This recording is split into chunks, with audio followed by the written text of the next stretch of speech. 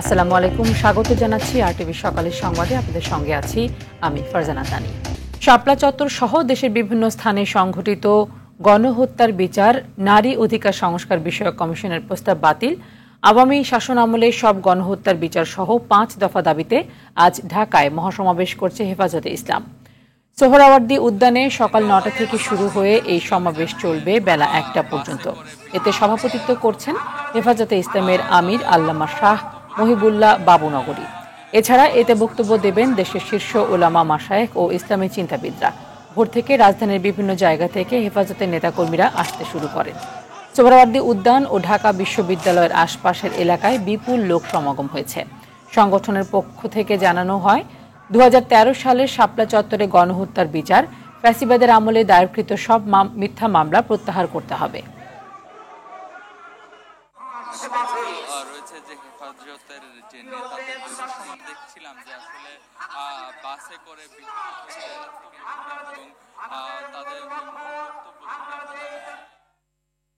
এ বিষয়ে আরো জানাতে সোহরাওয়ার্দী উদ্যান থেকে সরাসরি যুক্ত হচ্ছেন সহকর্মী দীপ্ত চন্দ্রপাল। দীপ্ত, হেফাজতে ইসলামের মহাসমাবেশ ঘিরে সর্বশেষ কি তথ্য রয়েছে আপনার কাছে? তানি, আপনি যেমনটি বলছিলেন যে নারী সংস্কার কমিটি এবং তাদের যে প্রতিবেদন সেটি বাতিল, শাপলা চত্বরে গণহত্যা এবং গণহত্যায় যারা মামলা আসামি রয়েছেন হেফাজত ইসলামের, সেই মামলাগুলো প্রত্যাহার 4 দফা দাবিতে তারা কিন্তু আজকে মহাসমাবেশ করছে এবং সকাল 9টা থেকে মূলত মহাসমাবেশটি শুরু হয়েছে। তাদের যে কার্যক্রম সেটি শুরু হয়েছে এবং আমরা দেখেছি যে সোহরাওয়ার্দী উদ্যান কিন্তু কানায় কানায় পরিপূর্ণ হয়েছে। মহাসমাবেশ সফল করতে সকাল থেকেই অনেকে রাত থেকেই দেশের বিভিন্ন স্থান থেকে ঢাকায় এসেছেন এবং এই মহাসমাবেশে যোগ দিয়েছেন। আমি যদি একটু বলি, তারা কিন্তু যে নারী সংস্কার কমিটিতে যে 4টি প্রস্তাব দেয়া হয়েছিল, উত্তরাধিকার সূত্রে জমি ভাগাভাগির বিষয়, যৌনকর্মীদের শ্রমিক করার বিষয়, এই বিষয়গুলো কিন্তু তারা প্রত্যাখ্যান করেছে এবং তারা কিন্তু এগুলো বাতিলের দাবি জানিয়েছে। পাশাপাশি শাপলা চত্বরে যে হামলা হয়েছিল বা ফ্যাসিস্ট সরকারের আমলে বিভিন্ন যে হামলা মামলা হয়েছিল সেগুলো কিন্তু প্রত্যাহার, কারণ তারা বলছেন যে এই সরকার প্রায় 7 থেকে 8 মাস হয়ে গেলেও তাদের যে মামলা রয়েছে এবং সেই গণহত্যার বিচার কার্যক্রম কিন্তু দৃশ্যমান হয়নি। সেজন্যই কিন্তু তারা আজকে এই মহাসমাবেশের আয়োজন করেছে এবং আমরা দেখেছি মহাসমাবেশ ইতিমধ্যে সবাই উপস্থিত হয়েছেন এবং এই মহাসমাবেশটি আল্লামা শাহ মহিবুল্লাহ বাবুনগরের সভাপতিত্বে সমাবেশটি অনুষ্ঠিত হচ্ছে এবং এখানে কিন্তু দেশের বিভিন্ন মাশায়েখ ওলামা শেখ এবং ইসলামী বক্তারা কিন্তু বক্তব্য দিবেন এবং সমাবেশটি দুপুর 1টা পর্যন্ত চলবেন এমনটি জানিয়েছেন। এবং বারবারই যারা বক্তারা আসছেন স্টেজে তারা কিন্তু তাদের যে 4টি দাবি, সেই 4টি দাবি নিয়ে কিন্তু কথা বলছেন। তা বাকি যে দাবি এগুলো যদি একটু বলি, যে সংবিধানে বহুতত্ত্ববিদের প্রস্তাব বাতিল ও আল্লাহর উপর পূর্ণ আস্থা ও বিশ্বাস পুনর্বহাল করতে হবে। এছাড়াও ফিলিস্তিন এবং ভারতে মুসলিম গণহত্যা ও নিপীড়ন বন্ধের দাবিতে এবং সেই সাথে নারী বিষয়ক সংস্কার কমিশনের যে প্রস্তাব এবং কমিশন বাতিল, এছাড়াও যে শাহবাগে হামলা হয়েছে সেগুলো বিচারের দাবিতেই কিন্তু তারা মূলত এখানে উপস্থিত হয়েছে। তারা বারবারই বলছে এটি কোনো রাজনৈতিক প্রোগ্রাম নয়, তারা যে 4টি দাবি নিয়ে এসেছেন এবং তাদের যে শক্তিবক্তা সেটি বোঝানোর জন্যই তারা এই সমাবেশটা করছে। হেফাজতে ইসলামের যে কাওমি মাদ্রাসা ভিত্তিক যে সংগঠন তারা কিন্তু উপস্থিত হয়েছে এবং আমরা দেখেছি সকাল থেকেই তারা আসছেন এবং এই যে সোহরাওয়ার্দী উদ্যান সেটি কিন্তু ইতিমধ্যে কানায় কানায় পরিপূর্ণ হয়েছে এবং যে বক্তারা তারা স্টেজে এসেছেন এবং কিছুক্ষণের মধ্যেই তাদের যে বক্তব্য সেটি দিবেন। তো তানি, এই ছিল আমার কাছে সোহরাওয়ার্দী উদ্যান থেকে সবশেষ তথ্য। তানি, ধন্যবাদ আপনাকে। দর্শক, আমরা এই মুহূর্তে চলে যাচ্ছি শাহবাগ, সেখানে আছেন আমাদের সহকর্মী দীপন দেওয়ান। দীপন, হেফাজতের সমাবেশকে কেন্দ্র করে শাহবাগ এবং আশপাশের এলাকার অবস্থা কেমন দেখছেন এবং আইন শৃঙ্খলা বাহিনীর তৎপরতা এবং নিরাপত্তার ব্যবস্থা নিয়ে জানাবেন।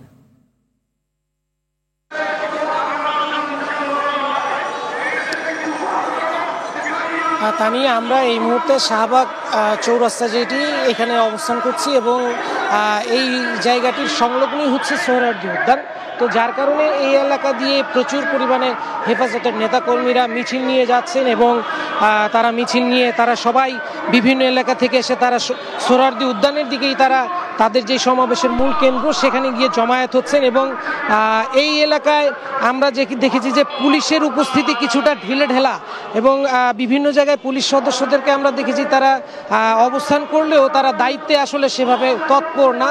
মূলত এই এলাকার সিকিউরিটির বিষয়টি, আমরা নিরাপত্তার বিষয়টি দেখেছি যে হেফাজতের যে কর্মীরা তারাই মূলত এই জায়গার রাস্তার যেই ট্রাফিক নিয়ন্ত্রণ সেটি তারাই করছেন। এবং এই এলাকা দিয়ে প্রচুর পরিমাণে যেহেতু হেফাজতের নেতাকর্মীরা তারা সোহরাওয়ার্দী উদ্যানের দিকে যাচ্ছেন, মূলত এই এলাকায় বেশ ভালো একটি ঘনবসতি, একটি যানজটপূর্ণ একটি এলাকা। সেই কারণে এই এলাকা দিয়ে যানজট, মূলত বিভিন্ন রাস্তার যেই বাস থেকে শুরু করে গণপরিবহন সেগুলো চলাচলেও কিছুটা সমস্যা হচ্ছে। এবং সেই বিষয়গুলো হেফাজতের যারা কর্মী তারাই মূলত এখানে ট্রাফিকের ব্যবস্থাটি নিয়ন্ত্রণ করছেন। এবং বিভিন্ন পয়েন্টে আমরা দেখেছি যে পুলিশ সদস্যরা তারা বসে আছেন রাস্তার সাইডে খুব ঢিলেঢালা আচরণের মধ্য দিয়ে।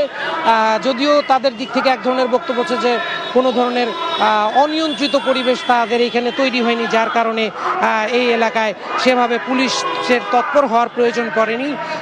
এই সমাবেশটি যেহেতু সকাল 9টায় শুরু হয়েছে এবং দুপুর 1টার মধ্যে শেষ হয়ে যাবে, এবং আজকে যেহেতু সরকারি ছুটির দিন সেই হিসেবে দুপুর 1টায় যে সমাবেশের সমাপ্তি, সেইখান থেকে নেতাকর্মীরা তাদের কেন্দ্রীয় নেতাদের দিক নির্দেশনা নিয়ে তারা তাদের গন্তব্যে ফিরে যাবেন। এবং এর মধ্য দিয়ে আজকে হেফাজতের এই 5 দফা যেই সমাবেশ সেটি শেষ হবে। তানি, ধন্যবাদ আপনাকে। 4 মাস পর 5 মে লন্ডন থেকে দেশে ফিরছেন বিএনপি চেয়ারপারসন ও সাবেক প্রধানমন্ত্রী বেগম খালেদা জিয়া। বিমান বাংলাদেশ এয়ারলাইন্সের সাধারণ একটি ফ্লাইটে খালেদা জিয়া দেশে ফিরবেন। খালেদা জিয়ার সঙ্গে সফর সঙ্গী হিসেবে থাকছেন তারেক রহমানের সহধর্মিণী জোবায়দা রহমান ও প্রয়াত আরাফাত রহমান কোকোর স্ত্রী সৈয়দা শর্মিলা রহমান। 2 পুত্রবধূ ছাড়াও আরও থাকছেন চিকিৎসক AZM জাহিদ হোসেন, চেয়ারপারসনের উপদেষ্টা আমিনুল হক চৌধুরী সহ তাঁর সফর সঙ্গীরা। নানা অসুস্থতায় ভুগতে থাকা 80 বছর বয়সী খালেদা জিয়া উন্নত চিকিৎসার জন্য গত 8 জানুয়ারি লন্ডনে যান। লন্ডন ক্লিনিকে 17 দিন চিকিৎসাধীন থাকার পর সেখান থেকে 25 জানুয়ারি খালেদা জিয়াকে তাঁর পুত্র বিএনপির ভারপ্রাপ্ত চেয়ারম্যান তারেক রহমানের বাসায় নিয়ে যাওয়া হয়। অর্ধযুগেরও বেশি সময় পর পরিবারের সদস্যদের সঙ্গে ঈদ উদযাপন করেন খালেদা জিয়া।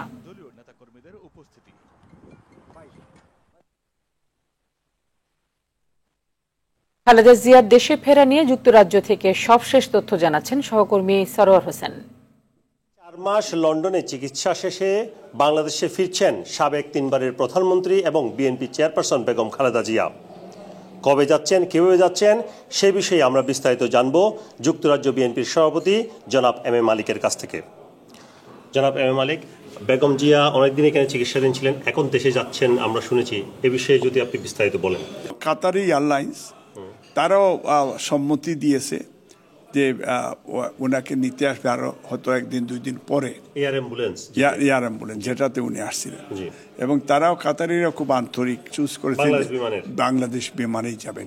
এবং সেই বাংলাদেশ বিমানে গেলে ওনার সেই মনে হয় যে ওনার সাথে ডক্টর জুবাইদুর রহমান এবং শামিলা রহমান 2 পুত্রবধূ ওনার সাথে প্রটোকল হিসাবে বাংলাদেশে যাবেন। এবং সেইখানে উনি এটাও বলেছেন যে বিমান ওনাকে সম্মান জানিয়ে বলেছে ডাইরেক্ট ফ্লাইট তারা ঢাকায় যাবে।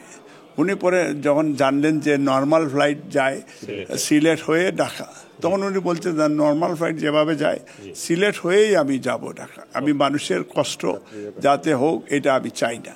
তো সেই হিসাবে আমরা কৃতজ্ঞ, আমরা গ্রেটফুল যে আমাদের নেত্রী মাদার অফ ডেমোক্রেসি, আপসীর নেত্রী, এবং এটা সত্যিকার অর্থে আমরা গর্বিত।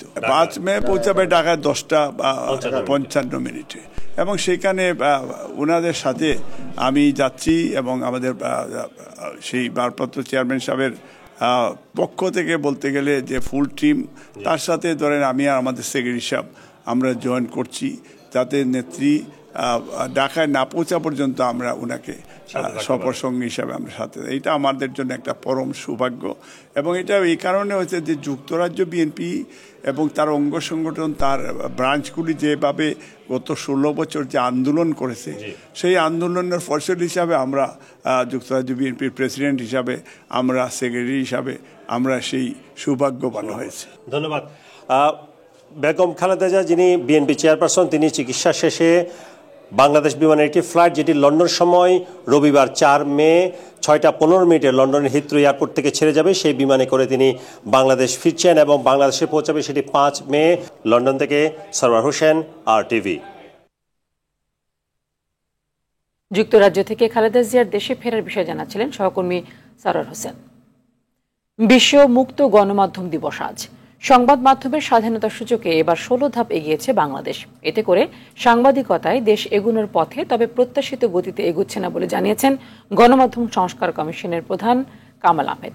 তিনি বলেন, সরকার প্রয়োজনীয় সংস্কার বাস্তবায়ন করলে অনেক দূর এগোবে সংবাদ মাধ্যম। আলমগীর হোসেনের ক্যামেরায় আরও জানাচ্ছেন Bipul Debray. Reporters without borders RSF 2025 সালের সূচকে সংবাদ মাধ্যমে স্বাধীনতা সূচকে গত বছরের তুলনায় 16 ধাপ এগিয়েছে বাংলাদেশ। 180টি দেশের মধ্যে বাংলাদেশের অবস্থান 149তম। 2024 সালের মে মাসে প্রকাশিত সূচকে বাংলাদেশের অবস্থান ছিল 165তম। তবে সূচকে এবারও বাংলাদেশে স্বাধীন সাংবাদিকতার পরিস্থিতি বেশ গুরুতর হিসেবে চিহ্নিত করা হয়েছে। জাতিসংঘ ঘোষিত এই দিনটি আমাদের স্মরণ করিয়ে দেয় স্বাধীন গণমাধ্যম গণতন্ত্রের প্রাণশক্তি। তবে স্বাধীন সাংবাদিকতা গণতন্ত্রের মূলমন্ত্র হলেও এটি এখন বহুমাত্রিক চ্যালেঞ্জের মুখোমুখি। রাজনৈতিক, অর্থনৈতিক, আইনি ও প্রযুক্তিগত চ্যালেঞ্জগুলো সাংবাদিকদের স্বাধীনভাবে কাজ করতে বাধা হয়ে দাঁড়িয়েছে বলে মনে করছেন সাংবাদিক নেতারা। বাংলাদেশ এগুনোর পথে আছে মুক্ত সাংবাদিকতা বা মুক্ত গণমাধ্যমের যে চিত্র, সেই দিক থেকে। তবে প্রত্যাশিত গতিতে এটা এগোচ্ছে না। গণমাধ্যমগুলো যদিও কিছুটা স্বাধীনতা ভোগ করছে, অনেকটাই স্বাধীনতা ভোগ করছে, কিন্তু গণমাধ্যম কর্মী হিসেবে কিন্তু আমরা এখনো নিয়ন্ত্রিত। দলীয় পক্ষপাতের কারণে বস্তুনিষ্ঠ সাংবাদিকতা হারায় জানিয়ে জ্যেষ্ঠ সাংবাদিকরা জানান, রাজনীতি ও রাষ্ট্রের সংস্কার হলে কিছুটা পরিবর্তন আসতে পারে। যখনই নির্বাচন হবে এবং নির্বাচিত সরকার আসবে, তখন কিন্তু নিয়ন্ত্রণটা এখনকার চেয়ে বাড়বে। আমাদের যে রাজনীতি নিয়ে যে সংস্কারের কথা চলছে, রাষ্ট্র নিয়ে যে সংস্কারের কথা চলছে, এগুলো যদি পুরোপুরি বাস্তবায়িত হয় তাহলে কিছুটা হলেও আমরা মুক্তি পাব। তারা অনেক সময় রাজনৈতিক আনুগত্য বজায় রাখার জন্যে, নেতা নেত্রীকে খুশি রাখার জন্য তাদের কথা শুনতে বাধ্য হন বা শোনেন, আগ্রহী হয়ে শোনেন। আর একটা হচ্ছে বস্তুনিষ্ঠতার তারা হারান তখনই যখন তাদের দলীয় পক্ষপাত থাকে। দ্বৈত সত্তা আছে অনেক সাংবাদিকদের। এই দ্বৈত চরিত্রটা কাটিয়ে উঠতে না পারলে সাংবাদিকতা পেশা বিপদের মধ্যে পড়বে। বিশেষ ক্ষমতা আইন স্বাধীন সাংবাদিকতার অন্তরায় জানিয়ে জ্যেষ্ঠ সাংবাদিকরা আরও জানান, সকল কালো আইন বাদ দিয়ে মুক্ত গণমাধ্যম চর্চার জন্য সরকার ও সংশ্লিষ্টদের এগিয়ে আসতে হবে। স্বাধীনভাবে কাজ করা কঠিন হয়ে যায়। কারণ বিপুল দেবরাই, RTV, ঢাকা। পদ্মা মেঘনায় মাছ শিকার শুরু হলেও কাঙ্ক্ষিত ইলিশ পাচ্ছেন না জেলেরা। এর প্রভাব পড়েছে দেশের বৃহৎ মৎস্য অবতরণ কেন্দ্র চাঁদপুর মাছঘাটে। চাহিদার তুলনায় ঘাটে ইলিশ কম আসায় দাম আকাশ ছোঁয়া। লক্ষ্মীপুরের বাজারগুলোতে ইলিশের দেখা মিলছে না। জেলেরা জানিয়েছেন, ইলিশ সংরক্ষণ অভিযান শেষ হয়েছে গত 30 এপ্রিল মধ্যরাতে। এরপরই মাছ শিকারে নদীতে নেমে পড়েন তারা, কিন্তু নদীতে ইলিশ নেই বললেই চলে। ইলিশের পরিবর্তে ধরা পড়ছে পাঙ্গাসের পোনা, পোয়া ও ট্যাংরা সহ বিভিন্ন প্রজাতির মাছ। স্থানীয়রা জানিয়েছেন, জাটকা সংরক্ষণ অভিযান চলাকালে অবৈধ মাছ শিকারের কারণে নদীতে ইলিশ পাওয়া যাচ্ছে না।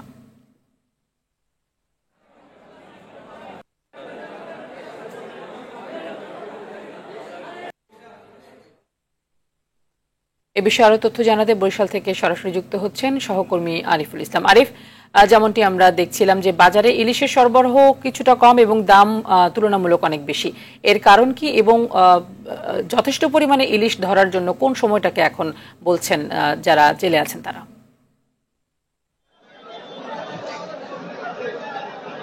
জেতানি, ধন্যবাদ আপনাকে। আসলে যেমনটি আপনি বলছেন, আমি একটু আপনার সাথে যুক্ত করতে চাই। সেটা হচ্ছে যে ইলিশ মাছ কিছুটা কম নয়। আসলে বরিশালের বাজারে এখন ইলিশ মাছ পাওয়াই যাচ্ছে না বললেই চলে। আমি এখন আছি বরিশালের পোর্ট রোড বাজারে। আপনি জানবেন যে এই বাজার থেকে কিন্তু গোটা বরিশাল এবং এখান থেকেই কিন্তু ভারত থেকে শুরু করে বিভিন্ন স্থানে যে মাছগুলো রপ্তানি করা হতো, এখান থেকে কিন্তু হতো। প্রচুর পরিমাণে মাছ উঠছে এখানে, গোটা দক্ষিণ অঞ্চলের একটি অংশ এটি। তো সেখান থেকে আমরা এখন যেখানটিতে দাঁড়িয়ে আছি, যে দেখাতে চাচ্ছি একটু আমার পাশে যে ইলিশগুলো আছে, এগুলো কিন্তু 1 কেজির ওজনের কম। তবে এখানে এসে আশ্চর্যজনক একটি দাম শুনলাম, এই ব্যবসায়ী আমাদেরকে জানিয়েছেন যে পহেলা বৈশাখকে কেন্দ্র করে যেভাবে বেড়েছিল মাছ, তার চেয়েও এখন বেশি, অর্থাৎ যেই মাছটি এখন 500 গ্রামের মাছ, অর্থাৎ দুটো মাছে যে 1 কেজি হয়, সেটি এখন 2200 টাকা কেজিতে চলে, যেটি পহেলা বৈশাখের না। এছাড়া যে এলসি সাইজের যে মাছগুলো 700-800 গ্রামের কেজিতে চলছে, যেগুলো এযাবৎকালে বরিশালের সর্বোচ্চ দাম।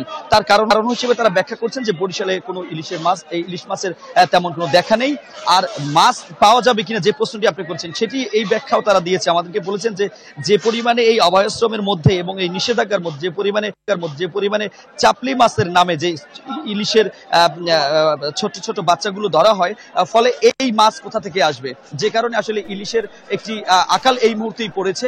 আর যেহেতু এখন বড় মাছগুলো বেশি সমুদ্রে চলে যায়, সুতরাং নদীতে এখন সেই মাছগুলোর কোনো দেখা নেই। আর বরিশালের বাজারে আমরা যে দেখেছি যে পোয়া মাছ এবং চিংড়ি মাছ উঠেছে, বাকি তেমন কোনো মাছগুলো সালে যে অভয়াশ্রম চলছিল, আপনি জানবেন যে সারা বাংলাদেশের যে 5টি জেলায় অভয়াশ্রমের অংশ হিসেবে বরিশালেও কিন্তু চলছে। এই 2 মাস যে অভয়াশ্রমের ফলে যে চোরাগুপ্তভাবে যে মাছগুলো ধরা হয়েছে এবং আইনশৃঙ্খলা বাহিনীর নজর এড়িয়ে যে মাছগুলো ধরা হয়েছে, সেই মাছগুলোর কিন্তু এখন আকাল এই বরিশালের বাজারে পড়েছে। আমরা কথা বলেছিলাম যে বরিশালের মৎস্য বিভাগের সাথে, তারা আমাদেরকে বলেছেন যে যেহেতু এখন সমুদ্রগামী মাছগুলো নিষেধাজ্ঞা, সমুদ্রে মাছ চলে গিয়েছে, এই মাছ আবার নদীতে ফিরে আসছে, যে সময় লাগবে সে পর্যন্ত আসলে এই আকালটা কিছুটা থাকবে। তবে এর জন্য যেটি দরকার, ব্যবসায়ীরা আপনি জানতে চেয়েছিলেন তারা কি বলছেন, আসলে ব্যবসায়ীরা বলছেন জনসচেতনতা এবং জেলেদের জন্য যে সচেতনতা, সেটি খুবই দরকার। তার কারণ হচ্ছে যে একদিকে নিষেধাজ্ঞা, অভয়াশ্রম চলে, অপরদিকে জাটকা নিষেধ, তার মধ্যেও কিন্তু বরিশালের নদীগুলোতে প্রচুর পরিমাণে মাছ ধরা হচ্ছে এবং সেগুলো চোরাইভাবে বিক্রি হচ্ছে, ফলে আইনশৃঙ্খলা বাহিনীর নজর কাড়িয়ে যে মাছগুলো ধরা হচ্ছে, এই প্রভাবটি কিন্তু বরিশালে পড়েছে। আরেকটু আপনার সাথে সংযুক্ত করে রাখি, গোটা বরিশালে কিন্তু মিঠা পানির মাছ, ফলে এখানে মাছের চাহিদা এমনিতেই বেশি থাকে। একদিকে ভোলা কালাবদর, অপরদিকে বরিশালের কীর্তনখোলা, বরিশাল জেলার যে হিজলা মেহেন্দিগঞ্জ, মেঘনা তীরবর্তী, একদিকে চাঁদপুর এবং বরিশাল, এই মাঝখানে যে নদীটি, এখানে কিন্তু মাছগুলো খুবই বেশি সুস্বাদু, কিন্তু এই মাছগুলো এখন পাওয়া যাচ্ছে না শুধুমাত্র এই চাপলি ধরার কারণেই। তো এটি যদি আইনশৃঙ্খলা নিয়ন্ত্রণ করতে পারে, তবে বরিশালের বাজারে মাছ উঠবে এবং মানুষ স্বল্প মূল্যে কিনে খেতে পারবে। ফারজানা তানি, এতটুকু ছিল বরিশাল থেকে এখন পর্যন্ত আমার কাছে। ধন্যবাদ আপনাকে। একটি সেতুর অভাবে চরম দুর্ভোগে ময়মনসিংহের কাচারীঘাট এলাকার চরাঞ্চলের প্রায় 2 লাখ মানুষ। নদী পারাপারের ভোগান্তির শেষ নেই তাদের। স্বাধীনতার পর থেকে সেতু নির্মাণের দাবি আর নানা আশ্বাস মিললেও তা বাস্তবায়ন হয়নি। ময়মনসিংহ থেকে মোজাম্মেল খোকনের প্রতিবেদন, জানাচ্ছেন সৈয়দা সামিয়া তামান্না। সেতু না থাকায় ব্রহ্মপুত্র নদীর কাচারীঘাট এলাকা দিয়ে নৌকায় ঠাসাঠাসি করে বিভাগীয় শহরে প্রতিদিন এভাবেই যাতায়াত করে ময়মনসিংহের চরাঞ্চলের মানুষজন। জীবনের ঝুঁকি নিয়ে নৌকায় নদী পার হওয়ার পাশাপাশি বেশি বিড়ম্বনায় পড়তে হয় রোগীদের। পণ্য পরিবহনেও ভোগান্তির শেষ নেই। সময় মতো নৌকা না পাওয়া গেলে সমস্যায় পড়তে হয় শিক্ষার্থী ও চাকরিজীবীদের। স্থানীয়দের অভিযোগ, সেতু নির্মাণে প্রশাসনে বারবার দাবি জানিয়েও কোনো কাজে আসেনি। লক্ষাধিক মানুষ পার হয়, ছাত্র ছাত্রী, বিভিন্ন পেশাজীবী। শহরের কাছে থেকেও আমরা অনেক দূরে একটা ব্রিজের জন্য। এখানে একটা ব্রিজ না, এটা সিটি কর্পোরেশনের জন্য আর কি অসম্মানজনক। এখানে যদি ব্রিজ হইতো তো হয়তো কি আমরা ইজিলি মানে এক গাড়ি দিয়ে আইসা কলেজে যাইতে পারতাম, তো সময় অনেকটা বাঁচতো। তো এখানে আমাদের নদীর ওই পারে কিন্তু অনেকগুলা গ্রাম আছে, ওইখান থেকে প্রায় অনেক হাজার স্টুডেন্টস আসে কলেজের, স্কুলের। এখন এসএসসি পরীক্ষা চলতেছে, ওদেরও অনেক প্রবলেম হইতে পারে। এখানে ব্রিজ হইলে দেখা যাবে শুধু স্টুডেন্টের জন্য না, মানে আশেপাশে যত মানুষ আছে, সাধারণ মানুষ, শ্রমিক, সবারই অনেক সুবিধা হইতো, অনেকের অনেক উপকার হইতো। তো এই ব্রিজের জন্য আমাদের মানে মেনলি অনেক প্রবলেম হচ্ছে। সময় মতো প্রাইভেটে স্কুলে যাইতে পারতেছি না, অনেক হয়রানির শিকার হইতে হয়। বৃষ্টির দিন অনেক ঝামেলা হয়, ঘাট অনেক পিছলা থাকে, আমাদের অনেক সমস্যা হয়। ব্রিজটা যদি থাকতো তাহলে সময় মতো হয়তো নৌকার জন্য দাঁড়িয়ে থাকতে হতো না, তার আরো সময় মতো স্কুলে কলেজে যাওয়া যেত। ব্রিজ হইলে সবাই উপকৃত হইলে যারা কর্মক্ষেত্রে কাছারিঘাট বা শহরের দিকে কাজ করে তাদের আরো তাড়াতাড়ি যাইতে পারবে। না যাইতে পারি, কোনো অসুবিধা না, কিন্তু সময়টা একটু বাঁচতো। নৌকা হয়তো অনেক সময় ফুল ফিল হইতে অনেক দেরি হয়ে যায়, কিন্তু ব্রিজ থাকলে তো সহজেই আসা যাওয়া করা যাইতো। কাচারীঘাটে সেতু নির্মাণের পরিকল্পনা হিসেবে সম্ভাব্যতা যাচাইয়ের কথা জানিয়েছে সড়ক ও জনপথ বিভাগ। ফিজিবিলিটি স্টাডিটা চলমান আছে, এটা হয়তো দ্রুতই আমাদের সম্ভাব্যতা যাচাই সম্পন্ন হলে আমরা এখানে হয়তো ব্রিজের নির্মাণের পরবর্তী কার্যক্রম গ্রহণ করা হবে। এই ব্রিজটা হয়ে গেলে বেশ কিছু লোক হয়তো খুব সহজেই নদীর ওই অপর অংশে যাতায়াত অনেক সহজতর হবে এবং জীবনযাত্রার মান উন্নত হবে। সেতু নির্মাণে দ্রুত পদক্ষেপ চায় এলাকাবাসী। সৈয়দা সামিয়া তামান্না, RTV। ভারত পাকিস্তান প্রসঙ্গ।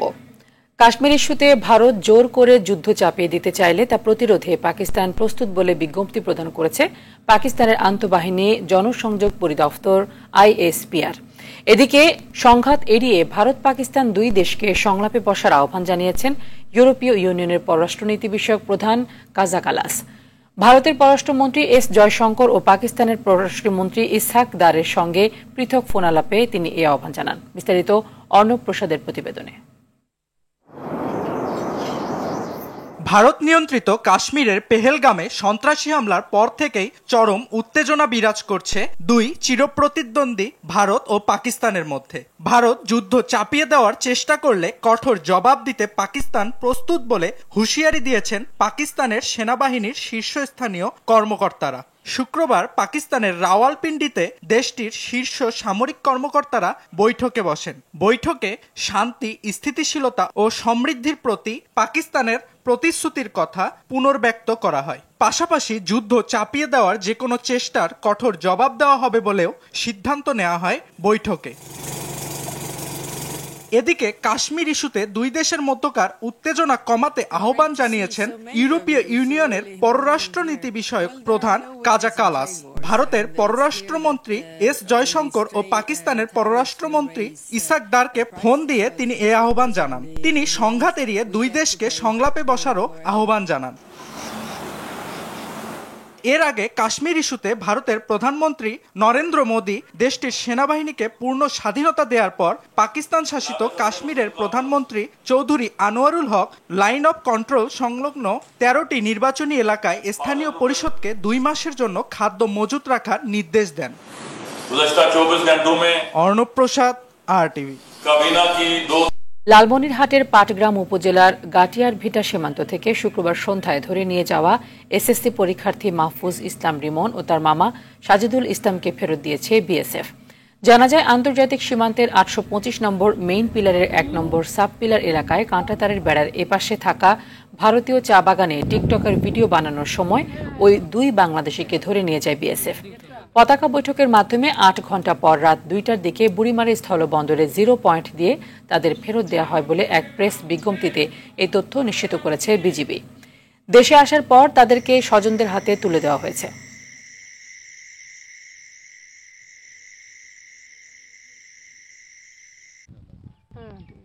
সকালের সংবাদ এ পর্যন্তই। মধ্যাহ্নের সংবাদ দুপুর 12টায় দেখার আমন্ত্রণ রইল। ধন্যবাদ সবাইকে।